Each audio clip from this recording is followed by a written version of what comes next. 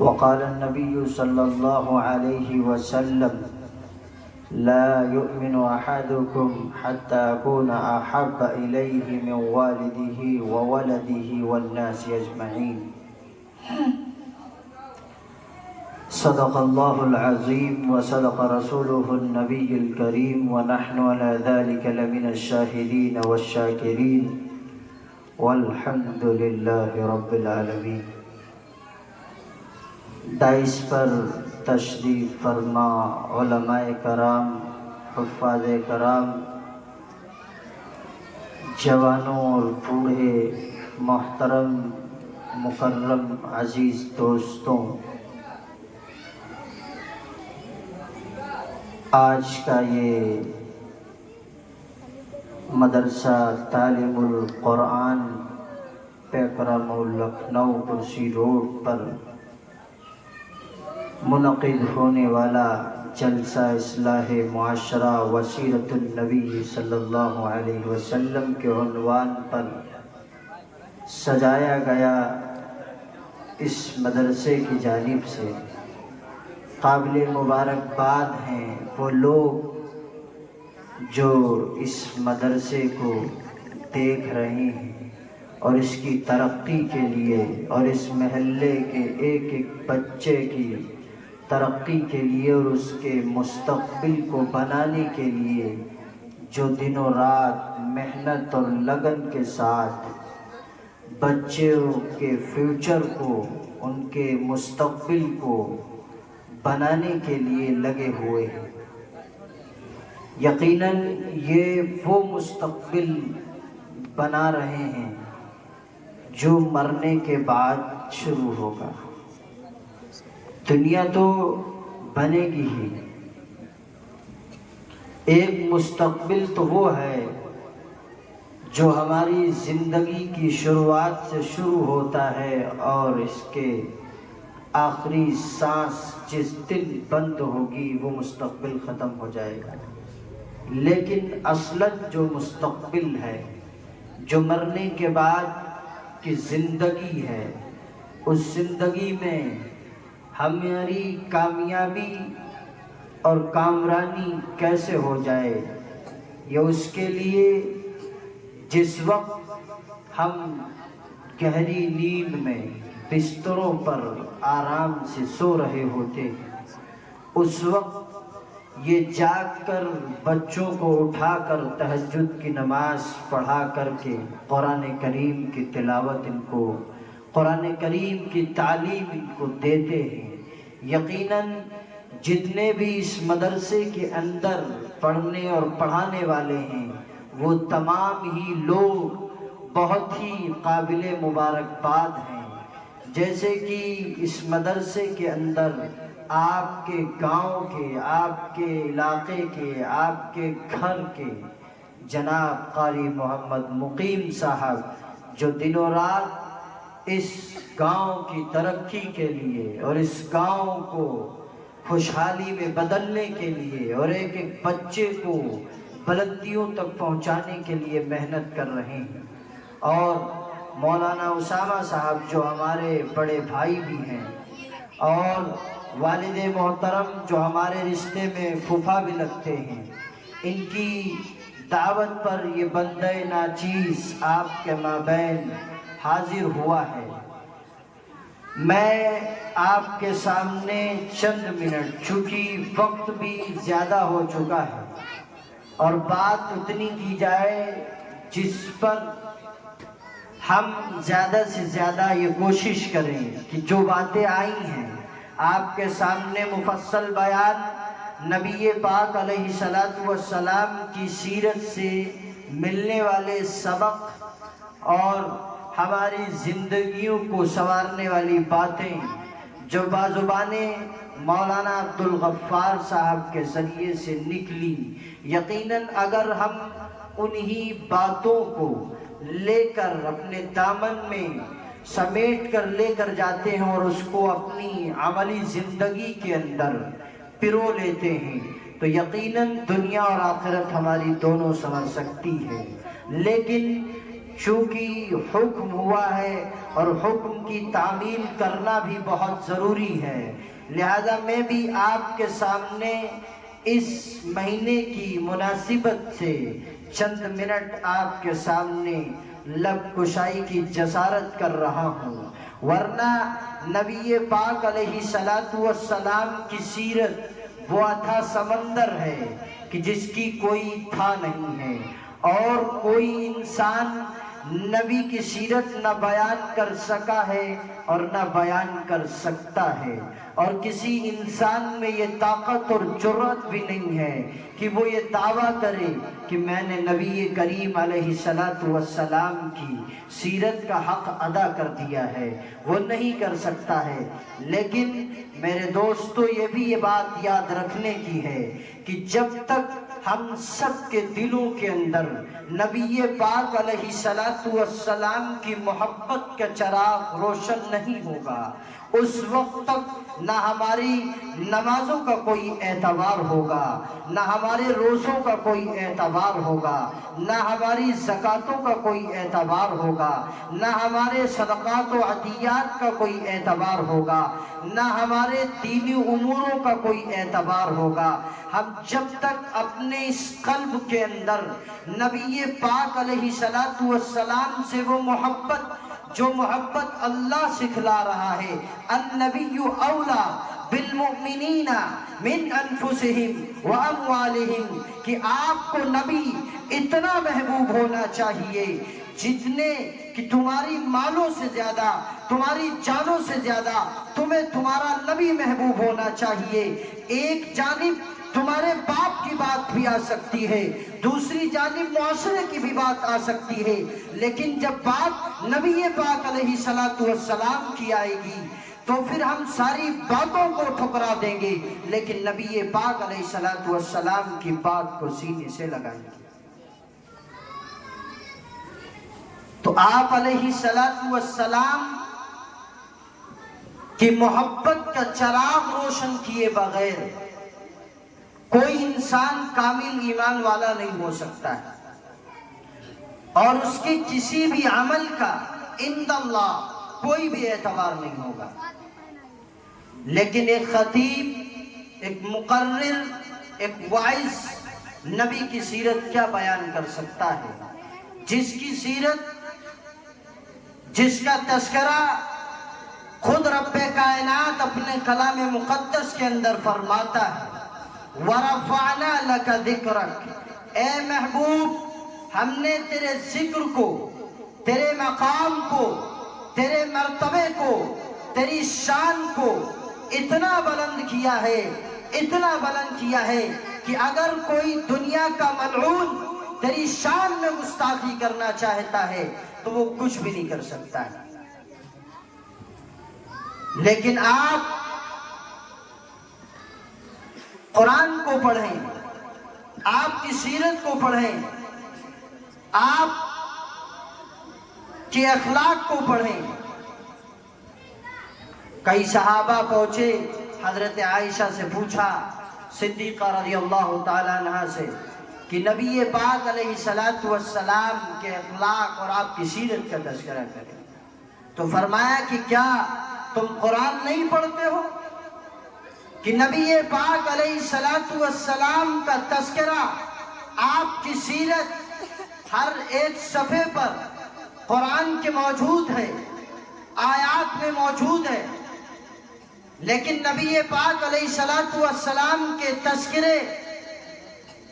آپ کی شان کو بیان کرنا، جو اللہ تبارک و تعالی بیان کر رہا ہے کہ اگر نبی چلتا ہے تو قرآن بتاتا ہے، اگر نبی اٹھتا ہے تو قرآن بولتا ہے، اگر نبی بیٹھتا ہے تو قرآن بولتا ہے، اگر نبی بولتا ہے تو قرآن بولتا ہے، نبی غار میں ہے تو قرآن بتاتا ہے، نبی گلیوں میں ہے تو قرآن بتاتا ہے، نبی کی ایک ایک ادا کو قرآن نے اپنے اندر سمو کر ہم سب کو واضح کر کے بیان کیا ہے۔ نبی مسکراتا ہے تو قرآن بولتا ہے، نبی روتا ہے تو قرآن بولتا ہے، نبی مکے میں ہو تو قرآن بولتا ہے، نبی مدینے میں ہو تو قرآن بولتا ہے، نبی صحابہ کو سینے سے لگائے تو قرآن بتاتا ہے، نبی اولاد سے پیار کرے تو قرآن بولتا ہے۔ اور اللہ نے فرمایا کہ اے محمد، ہم نے تیرے مقام کو، تیرے مرتبے کو اتنا بلند کیا ہے کہ ہم نے تیری وجہ سے مکہ کو بلند کر دیا، مکہ کی گلیوں کو بلند کر دیا، ہم نے تیری وجہ سے مدینہ کے شہر کو بلند کر دیا، ہم نے تیری وجہ سے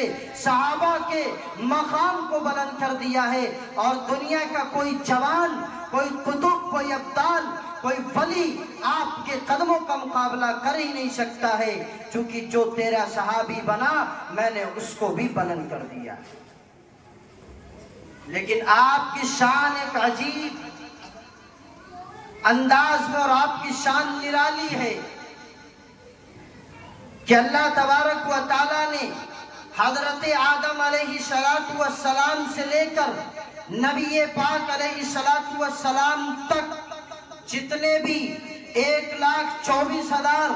نبی آئے ہیں، کوئی نبی علاقے کے لیے ہے تو کوئی نبی بستی کے لیے ہے تو کوئی نبی شہر کے لیے ہے، کوئی کسی قوم کے لیے ہے، کوئی موضع کے لیے ہے۔ لیکن میرے نبی کی شان دیکھو کہ میرا نبی کسی علاقے کے لیے نہیں آیا، کسی بستی کے لیے نہیں آیا، کسی برادری، کسی قنبے کے لیے نہیں آیا، بلکہ میرا نبی آیا تو پوری جہان کے لیے، پوری کائنات کے لیے نبی بن کر آیا۔ میرا نبی شمس و قمر کا نبی ہے، شجر و حجر کا نبی ہے، بحر و بر کا نبی ہے۔ میرا نبی تو نبیوں کا بھی نبی ہے۔ تو ہمارے نبی کی یہ شان ہے، یہ مقام اور یہ مرتبہ ہے، اسی لیے اللہ تبارک و تعالیٰ نے فرمایا وَرَفَعْنَا لَكَ ذِكْرَكَ، تیری شان کو ہم نے بلند کیا ہے۔ اور جس کی شان کو، جس کے مقام کو، جس کی عزت کو، جس کی رفعت کو رب العالمین بلند کر دے، کیا اس کو کوئی نیچا کر سکتا ہے؟ ایک ایک ذرہ آپ کے لیے بیتاب ہے اور آپ کی شان میں آپ کے لیے بے چین ہے۔ لیکن ہم دیکھیں کہ نبی پاک علیہ السلام کا تذکرہ نہ آپ کی پیدائش سے شروع ہوتا ہے اور نہ آپ کی وفات پر ختم ہوتا ہے۔ ہمارا تذکرہ یا ہمارا نام یا ہمارے اخلاق یا ہمارے کردار ہماری پیدائش سے شروع ہوں گے، وفات پر ختم ہو جائیں گے۔ لیکن ایسا نبی پاک علیہ السلام کے ساتھ نہیں کہ آپ پیدا ہوئے ہو تب آپ کی سیرت آئے، تب آپ کا تذکرہ ہو،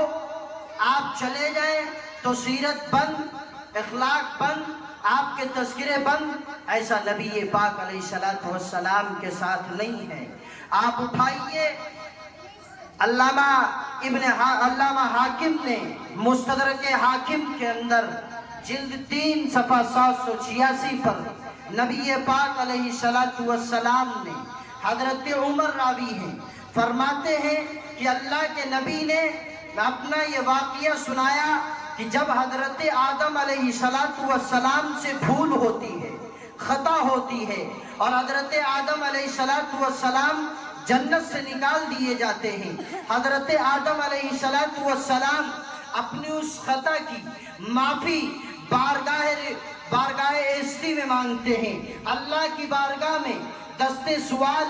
دراز کرتے ہیں اور یہ کہتے ہیں ربنا ظلمنا انفسنا وان لم تغفر لنا وترحمنا لنكونن من الخاسرین۔ لیکن اللہ کی جانب سے کوئی جواب نہیں آتا ہے، اللہ کی جانب سے کوئی رپلائی نہیں آتا ہے۔ حضرت آدم علیہ السلام پہلے نبی ہیں اور آپ دیکھیے آپ دعا کیا مانگتے ہیں. جب اللہ کی جانب سے کوئی رپلائی اور کوئی جواب نہیں آتا ہے تو اپنے دعائیہ کلمات کو وہ چینج کرتے ہیں اور یہ دعا اللہ کی بارگاہ میں کرتے ہیں. اللہم انی اسألک بحق محمد ان تغفر لی، کہ اے اللہ تو مجھے محمد کے واسطے سے معاف کر دیجئے، محمد کے واسطے سے میری اس خطا سے درگزر فرما دیجئے. اللہ تبارک و تعالیٰ نے حضرت آدم علیہ السلام سے فوراً سوال کیا، یا آدم کیف عرفت محمدا ولم اخلقہ،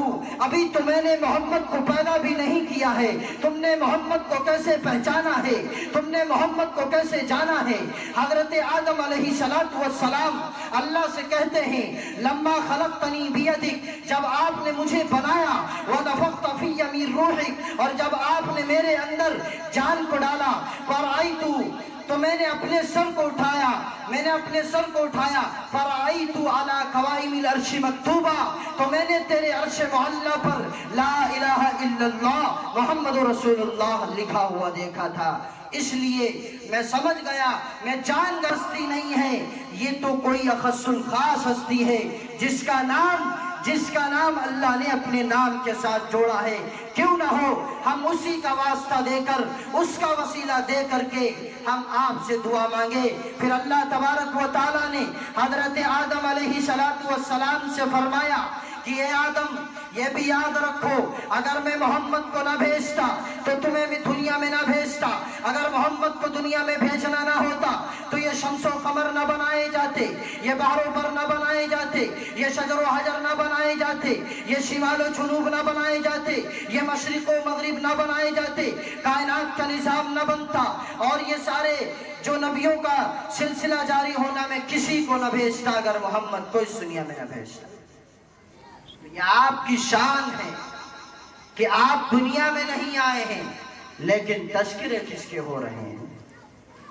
اگر آپ قرآن کو سمجھنے والے یا قرآن کی تفسیروں میں بیٹھنے والے یا قرآن پڑھانے والوں سے یا مدرسوں سے محبت رکھنے والے یا قرآن کو تفسیر کے ساتھ پڑھنے والے یا سمجھنے والے ہوں گے تو ایک آیت اللہ تبارک و تعالیٰ نے اپنے کلام مقدس کے اندر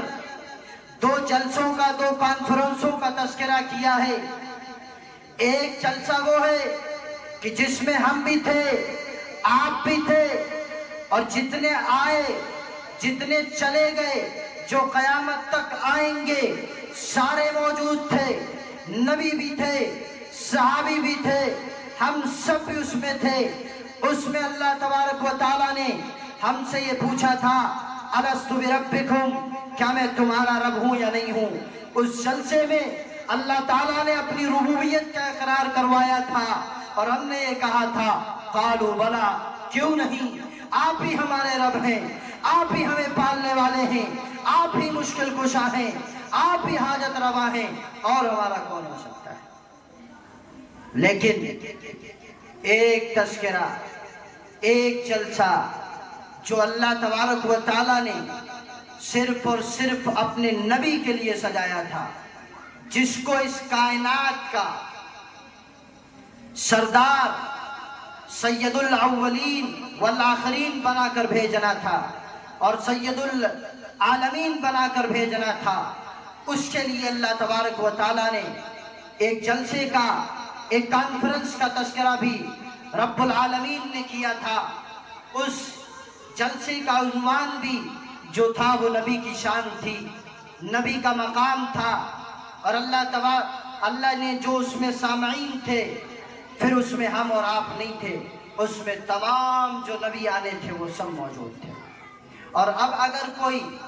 میں اس کا جو تذکرہ کرنے جا رہا ہوں، اس آیت کے اندر اللہ تبارک و تعالیٰ نے آپ کی ختم نبوت کا بھی تذکرہ کر دیا، اور اگر اب کوئی اٹھتا ہے اور وہ یہ دعویٰ کرتا ہے مرزا غلام احمد قادیانی کی طرح کہ میں آخری نبی ہوں، تو اس آیت کو جو میں آپ کے سامنے قرآن کریم میں اللہ تبارک و تعالیٰ نے بیان فرمائی ہے، اور جس جلسے کا اور جس سیرت کا جس کانفرنس کا آپ نے تذکرہ کیا ہے، وَإِذَا أَخَذَ اللَّهُ مِيثَاقَ النَّبِيِّينَ لَمَا آتَيْتُكُم مِّن كِتَابٍ وَحِکْمَةٍ، تمام نبیوں سے اللہ نے عہد و پیمان لیا تھا، وعدہ لیا تھا کہ ہم تم کو علم بھی دیں گے، کتابت بھی دیں گے، حکمت بھی دیں گے، فصاحت بھی دیں گے، بلاغت بھی دیں گے، تمہیں ہر چیز سے ہم نوازیں گے، لیکن کیا تم یہ سب عہد کرتے ہو، پیمان کرتے ہو، ثم جاءکم رسول، کہ تمہارے بعد ایک نبی آنے والا ہے، اس کی نبوت پر، اس کی رسالت کو تم اقرار کرتے ہو، اس کی نبوت کا اقرار کرتے ہو یا نہیں کرتے ہو؟ تو سب نے اقرار کیا تھا، سب نے اقرار کیا تھا۔ اور اگر اب کوئی آ کر ہم سے کہے کہ ہم بھی اس جلسے میں تھے، تو اللہ نے فرمایا تھا وَإِذَا أَخَذَ اللَّهُ مِيثَاقَ النَّبِيِّينَ لَمَا آتَيْتُكُم مِّن كِتَابٍ وَحِکْمَةٍ، کہ تم جتنے بھی ہو اس نبی سے پہلے جاؤ گے، ثُمَّ جَاءَكُمْ رَسُول، تمہارے بعد رسول آئے گا۔ تو پتہ یہ چلا کہ جو اب آ کر کہہ دے تو وہ جتنے بھی نبی آنے تھے وہ سب پہلے آتے اور رسول اللہ بعد میں بھی آتے۔ اچھا یہ بھی ہو سکتا ہے کہ رسول اور بھی تو آئے، لیکن ہم کیسے جانیں گے کہ اس میں جو تذکرہ کیا ہے رسول کا وہ اللہ ہی کے رسول ہے، محمد رسول اللہ صلی اللہ علیہ وسلم۔ تو آپ دیکھیے کہ جتنے بھی نبی آئے ہیں سب کا پیغام ایک تھا، لا الہ الا اللہ، کہ تمہیں ہر چیز کا انکار کر دینا ہے کہ صرف اللہ ہے، اسی سے سب کچھ ہوگا، پالنے والا، اولادیں دینے والا، بگڑیوں کو بنانے والا صرف اللہ کی ذات ہے۔ اور جتنے بھی نبی آئے تھے سب نے یہی پیغام دیا تھا کہ ایک ایشور کے سامنے، ایک اللہ کے سامنے تمہیں اپنے سر کو جھکانا ہے اور کسی کے سامنے نہیں جھکانا۔ اللہ نے آ کر کے ہر ایک چیز کی نفی کر دی تھی کہ دکانوں سے، مکانوں سے، فیکٹریوں سے، بنگلوں سے کچھ بھی ہونے والا نہیں ہے، الا اللہ، صرف اللہ سے ہوگا۔ رزق کس کے پاس کتنا پہنچنا ہے، کس کو کیا چیز پہنچنی ہے،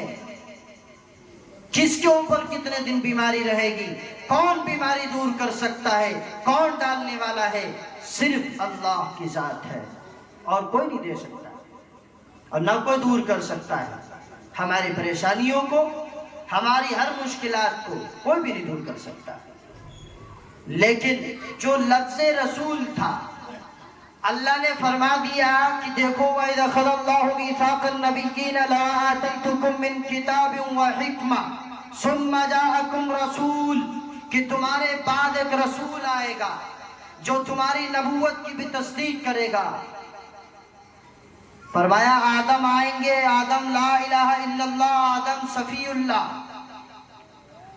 ابراہیم آئیں گے لا الہ الا اللہ، ابراہیم خلیل اللہ،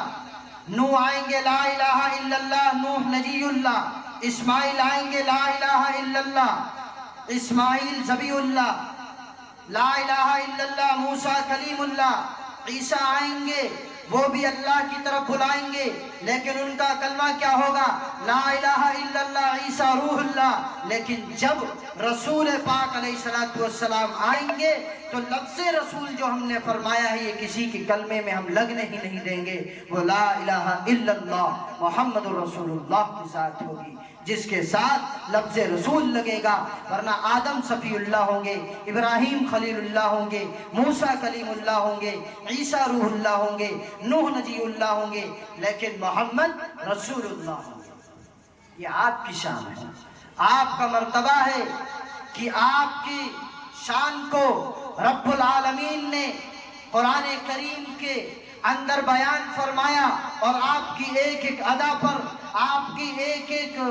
اخلاق پر، کریکٹر پر، اداؤں پر، حرکتوں پر رب العالمین نے قرآن کریم کو اتارا ہے۔ اگر آپ دیکھیں کہ جب آپ کے چہرے کی باری آتی ہے تو قرآن والضحیٰ کہتا ہے، جب آپ کے زلفوں کا تذکرہ آتا ہے تو قرآن واللیل کہتا ہے، جب آپ کی آنکھوں کا تذکرہ آتا ہے تو قرآن ما زاغ البصر کہتا ہے، جب آپ کے دانت کا تذکرہ آتا ہے تو قرآن یاسین کہتا ہے، جب آپ کے سینے کا تذکرہ آتا ہے تو قرآن الم نشرح لک صدرک کہتا ہے، جب آپ کے شہر کا تذکرہ آتا ہے تو قرآن لا اقسم بہذا البلد کہتا ہے، جب آپ کے زمانے کا تذکرہ آتا ہے تو قرآن والعصر کہتا ہے، جب آپ کے کمبل کا تذکرہ آتا ہے تو قرآن یا ایھا المدثر کہتا ہے، جب آپ کی چادر کا تذکرہ آتا ہے تو قرآن یا ایھا المزمل کہتا ہے، جب آپ کے کردار کا تذکرہ آتا ہے تو قرآن لقد کان لکم فی رسول اللہ اسوۃ حسنہ کہتا ہے، جب آپ کے اخلاق کی باری آتی ہے تو قرآن انک لعلی خلق عظیم کہتا ہے، جب آپ کی معراج کا تذکرہ آتا ہے تو قرآن سبحان الذی اسری بعبدہ لیلا من المسجد الحرام الی المسجد الاقصی کہتا ہے، جب آپ کے صدیق کا تذکرہ آتا ہے تو قرآن جاء بہ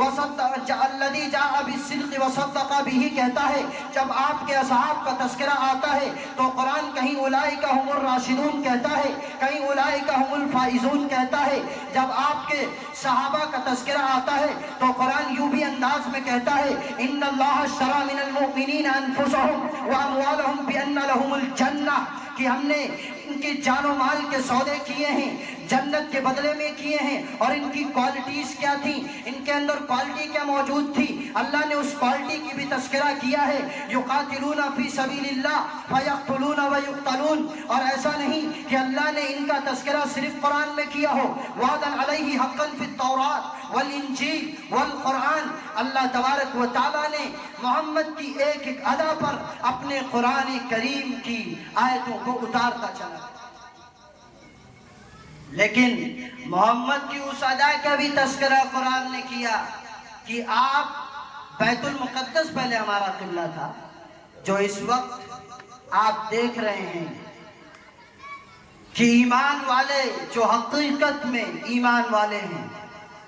کافی عرصے سے معصوم بچوں کو قربان کرنے کے باوجود اپنے